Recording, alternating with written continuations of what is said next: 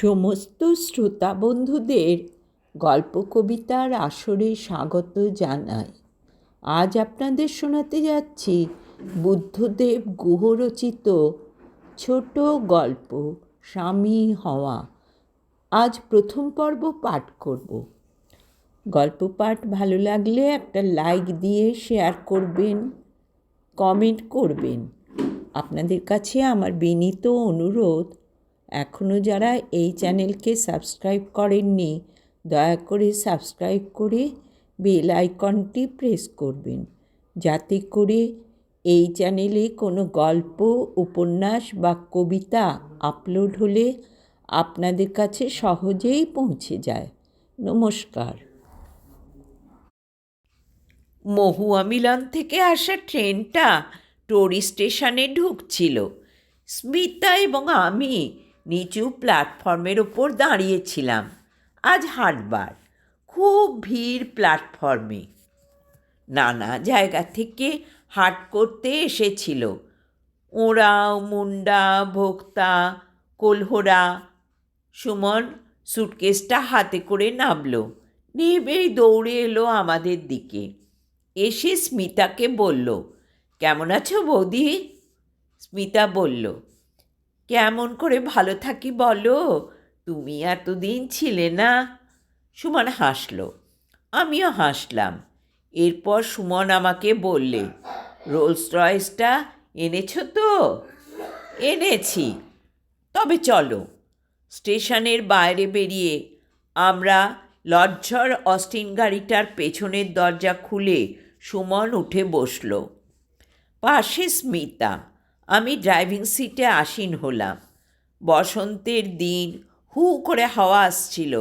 পরন্ত রোদ্দুর সেগুন গাছের বড় বড় হাতির কানের মতো পাতার পেছনে পড়াতে সিঁদুরে রঙা দেখাচ্ছিল পাতাগুলোকে। মহুয়ার গন্ধ ভাসছিল, ঠোঁট মুখ চড়চড় করছিল রুখু বাতাসে। স্মিতা বলল, তারপর মা বাবা বিয়ের কথা কি বললেন? সুমন বলল, ধুত, সে মা বাবাই জানেন। আহা, লজ্জায় যেন মরে গেলে তুমি। ওকে গালে টুসকি মেরে বলল স্মিতা। আমি লাতেহারের দিকে মোড় নিলাম, কিন্তু লাতেহার যাব না। চান্দোয়ারি এক প্রান্তে আমার কোয়ার্টার, সুমনের পাশাপাশি। সরকারি চাকরিতে এই রকম জঙ্গলে জায়গায় যেমন কোয়ার্টার হতে পারে তেমনই। কোয়ার্টারে পৌঁছে গাড়িটা খাপড়ার চালের একচালা গ্যারেজে ঢুকিয়ে দিলাম। স্মিতা সুমনকে বলল, তোমার বাহন ছোটুয়াকে বলে দিয়েছি কাল ভোরে চলে আসতে। আজ সকালেও একবার এসে ঘর দোর ধুয়ে মুছে গেছে। চানুকে টুল পেতে বসিয়েছিলাম। সব সময় পাছে কিছু খোয়া যায় তোমার। সুমন উত্তেজিতভাবে বলল, চানু কোথায়? চানু? ততক্ষণে সুমনের গলা পেয়ে চানু টালমাটাল পায়ে দৌড়ে এলো বুধায়ের মায়ের হেফাজত থেকে। বলল, সুমন কাকু, তোমার সঙ্গে আড়ি। সুমন সুটকেসটা নামিয়ে রেখেই চানুকে এক ঝটকায় কোলে তুলে নিয়ে বলল, তাহলে আমি মরেই যাব। তোমার সঙ্গে আড়ি করে কি আমি বাঁচতে পারি? তোমার মা বাবা পারলেও বা পারতে পারে, আমি কখনো পারবো না। যেন অত বোঝে না, 4 বছর বয়স তার মোটে। সে বলল, আরি আরি আরি। স্মিতা, সুমন এবং আমিও হেসে উঠলাম। স্মিতা বলল সুমনকে, জামা কাপড় ছেড়ে মুখ হাত ধুয়ে নাও। দুপুরে খেয়েছিলে কোথায়? দুপুরে আবার কোথায় খাবো? যা হতচ্ছাড়া লাইন! এসব জঙ্গলের জায়গা তোমাদের মতো কবি টবি লোকের পক্ষেই ভালো। সাত সকালে বারকাকানাতে খাওয়ার খেয়েছিলাম। পথে মেকলিঞ্জিগঞ্জে চা, কানি মেম সাহেবের দোকানের আলুর চপ, কালাপাত্তি জর্দা দেয়া পান, গোটা আষ্টে সারা পথে। স্মিতা বিরক্তির গলায় বলল, তাই?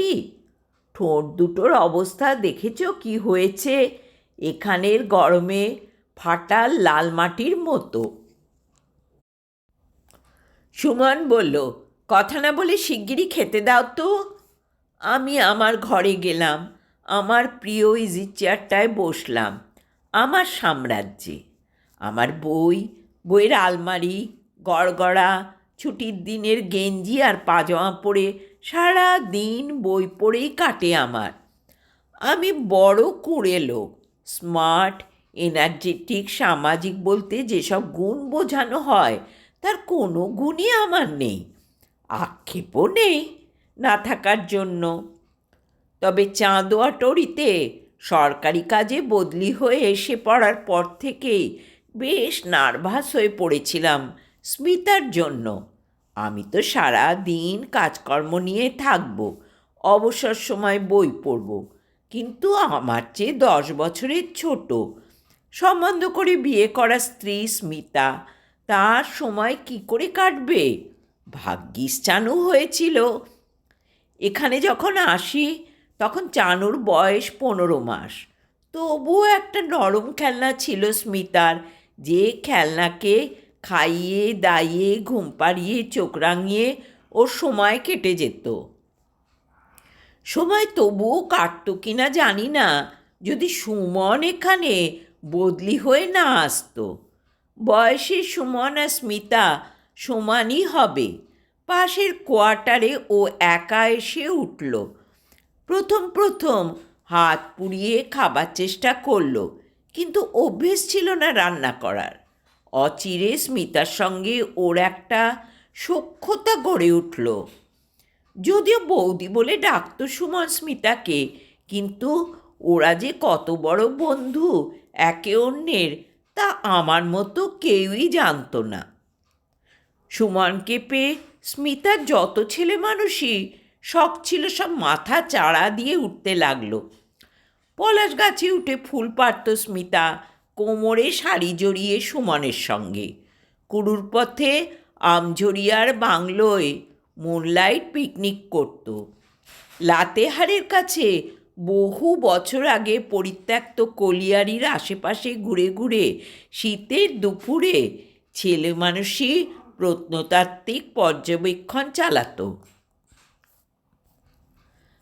কখনো আমাকেও সঙ্গে নিয়ে যেত ওরা, পিড়াপিড়ি করে। আমি না গেলে নিজেরাই যেত। আমিও নিশ্চিন্ত মনে কলকাতে ডালটনগঞ্জের সাপ্লাইয়ের দেয়া অম্বুরি তামাক সেজে গড়গড়ার নল হাতে একটা বই নিয়ে আরাম করে ইজি চেয়ারে বসতাম। ওদের সঙ্গে যেতে যে হলো না এ কথা ভেবে আশ্বস্ত হতাম। খাবার টেবিলে ডাক দিল স্মিতা, আমিও এসে বসলাম। সিঙ্গারা বানিয়েছে ও, ক্ষীরের পুলি। লাতেহারের পণ্ডিতজির দোকান থেকে সেউই আর কালা জামুন আনিয়েছে। গপ গপ করে খেতে খেতে সুমন বলল, আরও দাও বৌদি, তুমি এমন কিপটে হয়ে গেলে কি করে 1 মাসের মধ্যে? স্মিতা কপট রাগের সঙ্গে বললে, কিপটে আমি? মালখানগড়ের বোসের ঘরের মেয়ে, এইসব পাবে না আমার কাছে। সুমন আমাকে বললে, দেখছো রবিদা, ওই শুরু হলো। সর্বক্ষণ এমন এনইপি ক্যাম্পে থেকে আমার হাওড়া জেলার অরিজিনালিটিটাই মাঠে মারা গেল। বাড়ি গিয়ে ভাত খেতে বসে পেঁয়াজ কাঁচা লঙ্কা ছাড়া খেতে পারি না দেখে মার দিদির তো চক্ষু স্থির। তোমাদের গল্প করতাম সব সময়। দিদিমা বলতেন, সুমন, তোকে শেষে ওই রেফিউজিগুলোর আদিক্ষেতায় পেল? ছি ছি। কি বললে?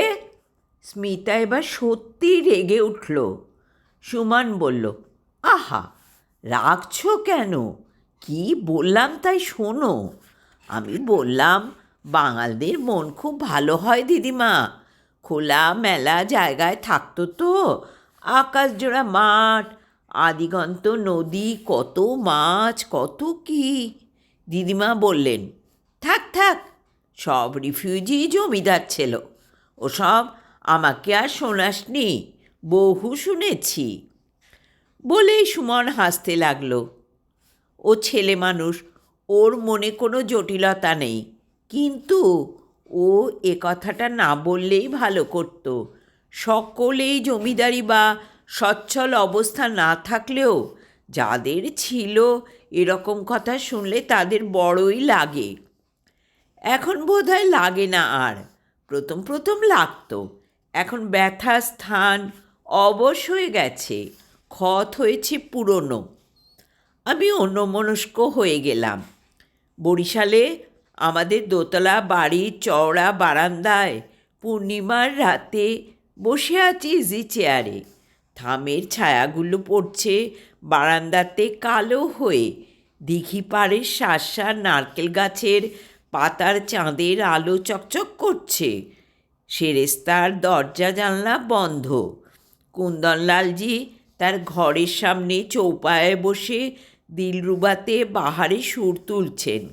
গ্রামের লক্ষ্মীরা সন্ধ্যারতি শেষ করে শাঁখ বাজাচ্ছে। বাতাসে নারকোল পাতার নড়াচড়ার শব্দ। আরও কত কি গাছ!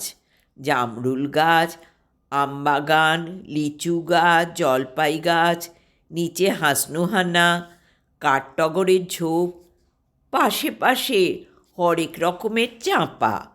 আমার দোতলা ঘরের জানলা অবধি উঠে এসেছে একটা কনক চাঁপার গাছ।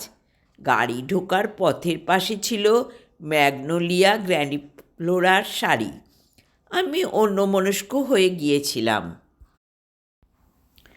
স্মিতা বলল, কি হলো, তোমার চা যে ঠান্ডা হয়ে গেল? সুমন বলল, রবি দাদা রাগ করলে নাকি? আমি হাসলাম, বললাম, না রে পাগল। স্মিতা সুমনকে বলল, আর দুটো সিঙ্গাড়া খাবে? সুমন বলল, দাও, কতদিন পর তোমার হাতের খাবার খাচ্ছি। তারপর বলল, আসলে কলকাতায় গিয়ে তোমাদের গল্প, বিশেষ করে বৌদির গল্প সকলের কাছে এতই করেছি যে তোমাদের সকলেই হিংসে করতে আরম্ভ করেছে, বৌদিকে তো বেশি করে। স্মিতা চায়ের কাপটা মুখের কাছে ধরেছিল। দেখলাম কাপের ওপর ওর দুটি টানা টানা কালো চোখ সুমনের ওই কথার সঙ্গে সঙ্গেই চমকে উঠেই নিথর হয়ে গেল। চা খাওয়ার পর আমি আমার ঘরে ফিরে এলাম। সুমন চানুকে কাঁধে করে স্মিতার সঙ্গে ওর কোয়ার্টারে গেল। স্মিতা সব গুছিয়ে দিয়ে আসবে, অগোছালো একা লোকের সংসার।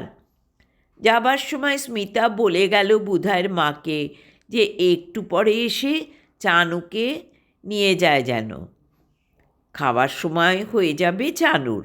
ওরা দুজনে যখন ফিরল সুমনের কোয়ার্টার থেকে, তখন রাত গভীর। আমি এডওয়ার্ড জেস্টিংয়ের লেখা হাওয়াইয়ের ইতিহাস পড়ছিলাম। ইতিহাস পড়তে পড়তে 1000 বছরের ব্যবধান এত সামান্য মনে হয় যে ঘন্টার খবর রাখতে তখন আর ইচ্ছে করে না। দুপুরে রান্না সেরে রেখেছিল স্মিতা। বুধাইয়ের মা গরম করে দিল খাবার দাবার। স্মিতা খাবার সাজিয়ে এগিয়ে দিতে দিতে বলল, দেখো সুমন কত কি এনেছে আমাদের জন্য, এইটা আমার শাড়ি। বলেই চেয়ারের ওপর থেকে শাড়িটা তুলে 2 হাতে মেলে ধরে দেখালো। তারপর বললে, এরকম একটাও শাড়ি তুমি আমাকে দাওনি। আমি বললাম, এ তো দারুণ দামি শাড়ি। সুমন বলল, বৌদি কি আমার কম দামি? স্মিতা আবার আমাকে বললে, এই যে পাঞ্জাবি ও পায়জামা, এই চানুর জামা প্যান্ট। আমি রুটি ছিঁড়তে ছিঁড়তে বললাম, করেছ কি সুমন? এই রকম নকশা কাটা চিকনের পাঞ্জাবি কি আমাকে মানায়? এ তো ছেলে মানুষের জন্য।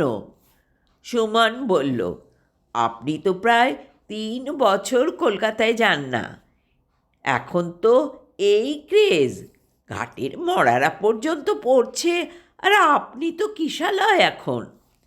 স্মিতা নরম গলায় বলল, এই যে শুনছো, দেখো। আমি বললাম, কি? এই দেখো না, আমার জন্য আরও কি এনেছে।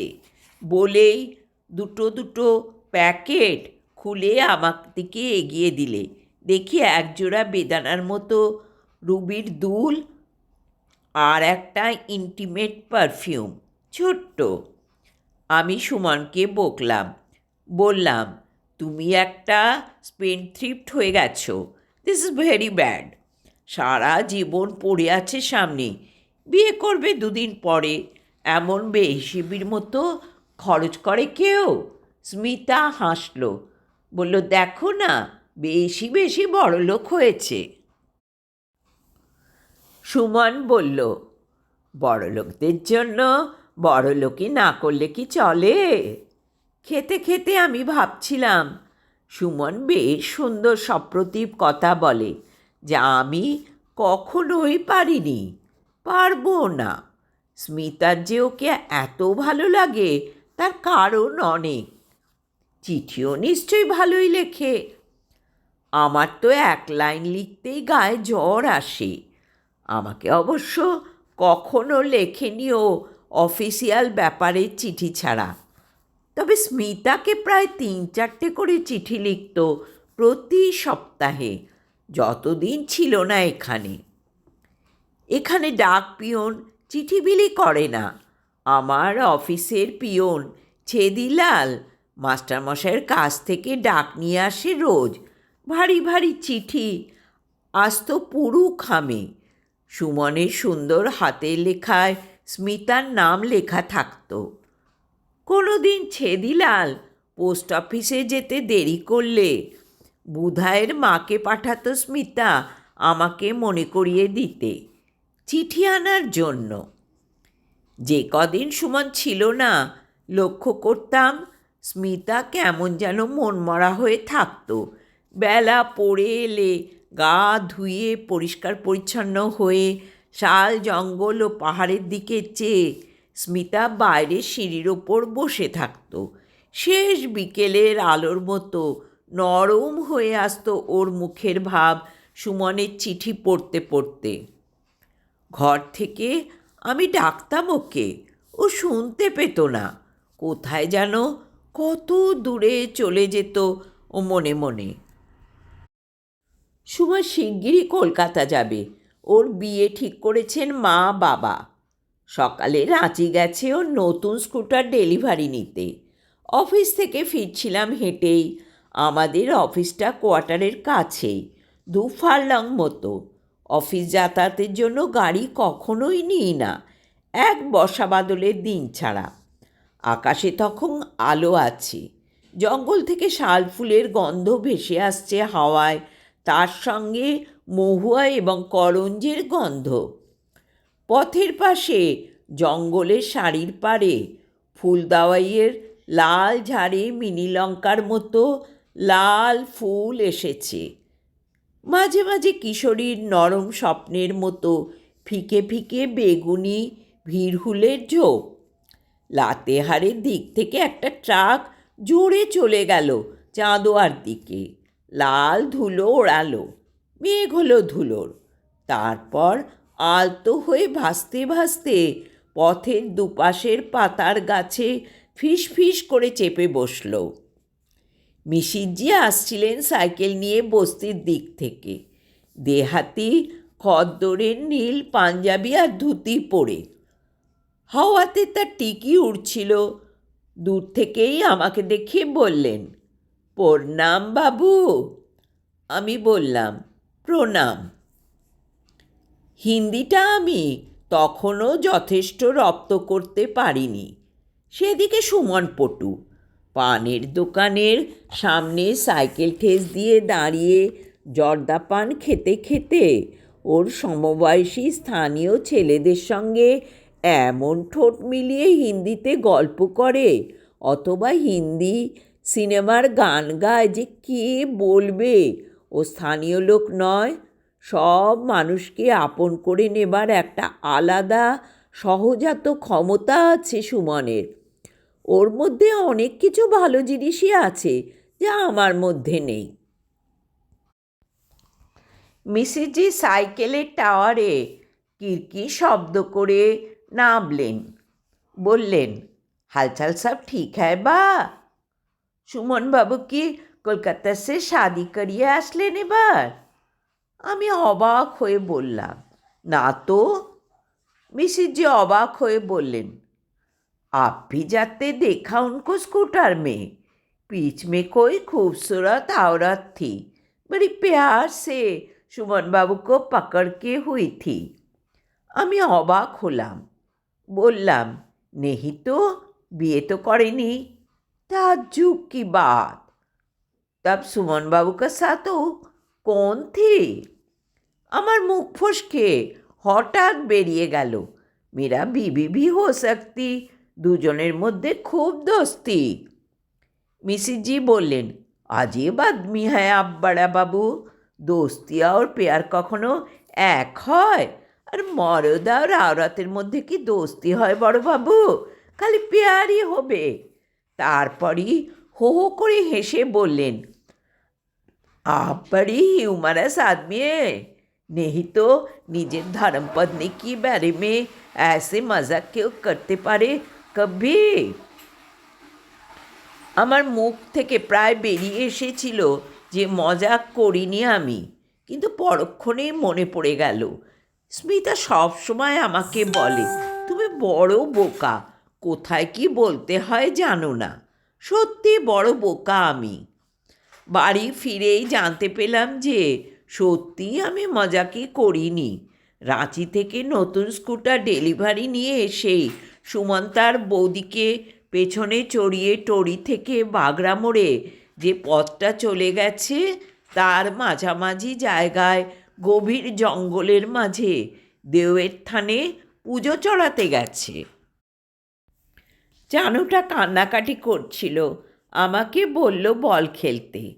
আমি এসব পারি না, তবুও চাটা খেয়ে বুধাইয়ের মাকে বাড়ির কাজ করতে বলে আদর্শ বাবা চানুর সঙ্গে ও লাল রবারের বল নিয়ে কোয়ার্টারের পেছনে বল খেলতে লাগলাম।